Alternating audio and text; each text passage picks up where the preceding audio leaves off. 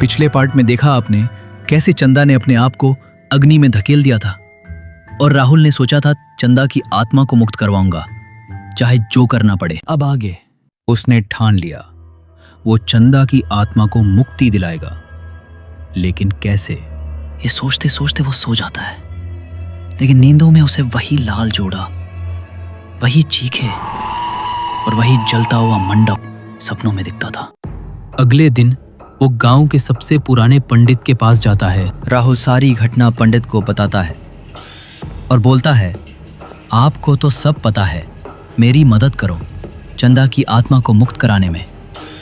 पंडित बोलता है, ये कोई आम आत्मा नहीं, ये बलिदान चाहती है, लेकिन मैं बच्चे तेरी मदद करूंगा इस नेक काम में, लेकिन ये तेरे लिए घातक हो सकता है राहुल। ध्यान रहे, जैसे ही घड़ी 8 बजाएगी आत्मा सामने आएगी।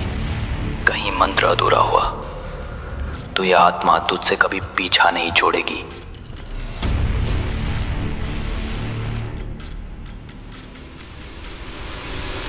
पूजा शुरू होती है और अचानक तेज हवाएं चलने लगती है और फिर चंदा आती है। चले जाओ यहाँ से, वरना कोई नहीं बचेगा।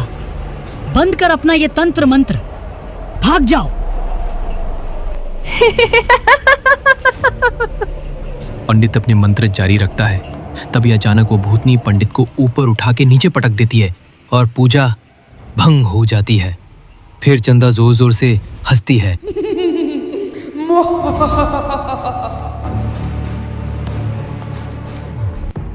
ए चंदा, ये सब हम तुझे मुक्ति दिलाने के लिए कर रहे हैं और तूने सब खराब कर दिया। अब मैं तुझे अपने मंत्रों से तेरी आत्मा भस्म कर दूंगा। तू क्या मुझे मारेगा पंडित? मैं ही तुझे आज खत्म कर देती हूँ। चंदा जैसे ही पंडित पे हमला करने वाली थी, अचानक, रुक जाओ बस 1 मिनट, चाहे फिर हम सब की जान ले लेना। और फिर चंदा, ओ मेरी प्यारी चंदा। अर्जुन, अर्जुन आप? तू चंदा में आ गया हूँ। चंदा मुझे माफ कर देना, मैं उस वक्त तुम्हारे लिए कुछ नहीं कर पाया। अपने लालची लोगों की वजह से मुझे माफ कर दो। मैं आज भी तुमसे प्यार करता हूँ। अब जो हुआ उसे भूल जाओ। फिर चंदा अपने असली रूप में आ जाती है और सिर्फ इतना बोलती हैं, मैं भी आपसे प्यार करने लगी थी, पर मुझे लगा आप भी अपने पिता जैसे लालची हो। मैंने सबको माफ किया। एक तेज प्रकाश होता है और चंदा की आत्मा मुक्त हो जाती है। फिर पंडित बोलता है, वाह राहुल, तूने अपनी समझदारी से चंदा की आत्मा मुक्त कर दी, पर ये तूने कैसे किया? और अर्जुन कहाँ मिला बेटा तुझे? बताता हूँ पंडित जी, जरा फ्लैश बैक में चलते हैं। हुआ ये कि मुझे उस चाचा ने चंदा की कहानी बताई थी, तो मुझे शक हुआ कि इतना सब हो गया, किसी ने आवाज तक नहीं उठाई। तो मैं गांव के सबसे बुजुर्ग आदमी के पास गया। वहां जाके पता चला कि अर्जुन बहुत प्यार करता था चंदा से। वो दहेज के खिलाफ था और अपने पिता को छोड़ दूसरे गांव जाके रहने लगा। फिर मैं अर्जुन के पास गया, उसको सारी कहानी बताई और वो मेरे साथ आने को तैयार हो गया।